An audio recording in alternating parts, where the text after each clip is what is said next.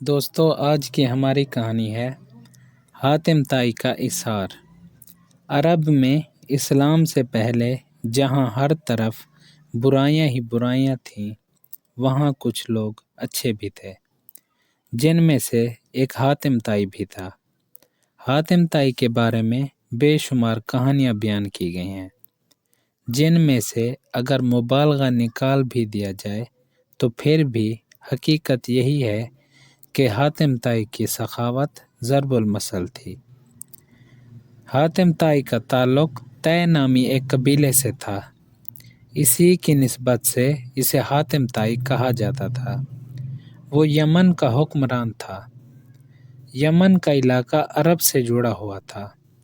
عرب پر ان دونوں نوفل نامی بادشاہ کی حکومت تھی۔ وہ حاتم طائی کی سخاوت اور علاقے میں مقبولیت سے بہت پریشان تھا۔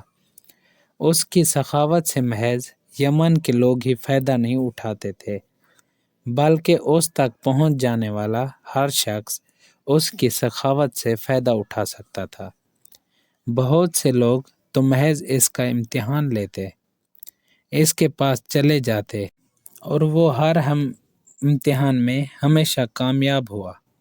ایک مرتبہ کسی کو معلوم ہوا کہ حاتم طائی کے ذاتی استعمال کا گھوڑا بہت قیمتی ہے، کیوں نہ وہ حاصل کیا جائے۔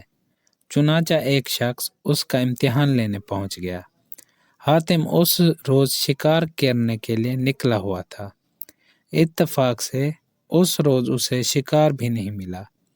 جب وہ واپس پہنچا اور اسے معلوم ہوا کہ کوئی مہمان اس کا انتظار کر رہا ہے، تو اس نے اپنے ملازمین سے کہا، کھانا تیار کرو۔ ایک ملازم نے کہا، سرکار، آج کھانے میں گوشت کا سالن نہیں بن سکے گا، کیونکہ تازہ گوشت نہیں ہے۔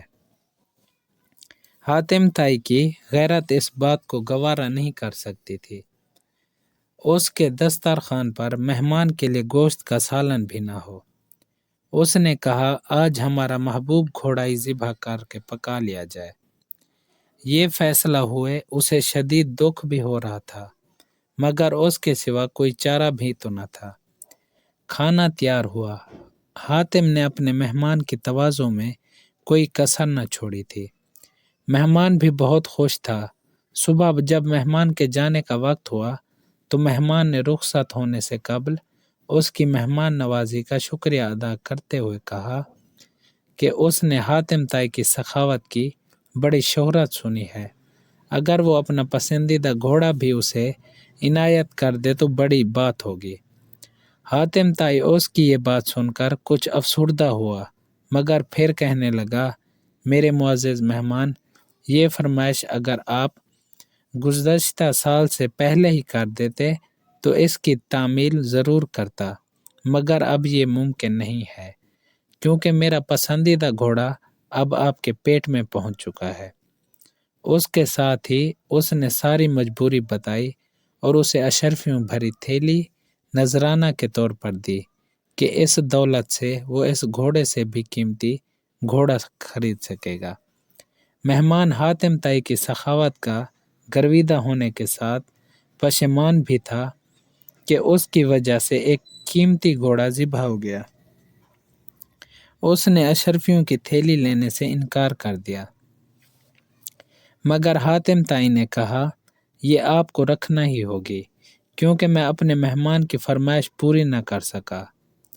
حاتم سخی ہونے کے ساتھ ساتھ بہت نرم دل بھی تھا۔ اس روز اسے اس بات کا ملال ہو رہا تھا کہ وہ اپنے مہمان کی خواہش پوری کرنے میں ناکام رہا، جبکہ مہمان اس کی نرم دلی اور سخاوت کے گن گاتا ہوا اپنے گھر چلا گیا۔ ادھر عرب کا نوفل بادشاہ سوچ رہا کہ حاتم کی سخاوت اور مقبولیت اسی طرح بڑھتی رہی تو پھر لوگ اس کی طرف جائیں گے، کوئی اس کی طرف نہ آئے گا۔ اس نے ایک بہادر اور طاقتور سپاہی سے کہا کہ وہ حاتم کو قتل کر دے، اس کے عوض اسے بھاری انعام ملے گا۔ حاتم کیونکہ نیک دل اور سخی انسان تھا، اس لیے وہ اپنے ساتھ محافظ نہیں رکھتا تھا، کیونکہ وہ جانتا تھا کہ موت جب آنی ہے تب ہی آئے گی۔ اور جب آئے گی تو کوئی محافظ اسے بچا نہیں سکے گا۔ بادشاہ نوفل کا بھیجا ہوا سپاہی ایک مہمان کے روپ میں حاتم کے محل پہنچ گیا۔ ایک رات جب سب لوگ سو رہے تھے، وہ سپاہی خاموشی سے حاتم کی خواب گاہ تک پہنچ گیا۔ اس نے دیکھا کہ حاتم گہری نیند سو رہا ہے، تو اس نے اپنی کمر سے بندھے خنجر کو نکالا اور پوری طاقت سے اس پر وار کر دیا۔ عین اسی وقت حاتم نے کروٹ لی اور سپاہی کا نشانہ چوک گیا اور وہ حاتم کے اوپر گر گیا۔ حاتم اس دوران نیند سے بیزار ہو چکا تھا۔ اس نے اپنے مہمان سپاہی کو قابو کر لیا اور اس سے پوچھا اس نے ایسا کیوں کیا؟ کیا اس کی مہمان نوازی میں کوئی کمی رہ گئی تھی؟ سپاہی نے حاتم کو صاف صاف بتا دیا کہ وہ یہاں کس لیے آیا تھا۔ حاتم نے اسے کہا، مجھے قتل کر کے اگر تمہیں دولت ملتی ہے تو فوراً قتل کر دے، اس سے پہلے کہ میرے ملازم آ جائیں۔ تم مجھے مار سکتے ہو، میں مزاحمت نہیں کروں گا۔ سپاہی یہ سمجھ رہا تھا کہ اب اس کی موت آ گئی، کیونکہ حاتم کی پکڑ سے اس کا نکل جانا ممکن نہیں تھا۔ حاتم کا یہ رویہ دیکھ کر سپاہی کہنے لگا، حضور مجھے معاف کر دیں، مجھ سے بہت بڑی غلطی ہوئی، میں توبہ کرتا ہوں اور آئندہ سے ہمیشہ آپ کا وفادار رہوں گا۔ حاتم نے نہ صرف اسے معاف کر دیا بلکہ اشرفیوں سے بھری تھیلی بھی دی، کیونکہ اسے یہ گوارا نہیں تھا کہ اس کا مہمان اس کے گھر سے خالی ہاتھ جائے۔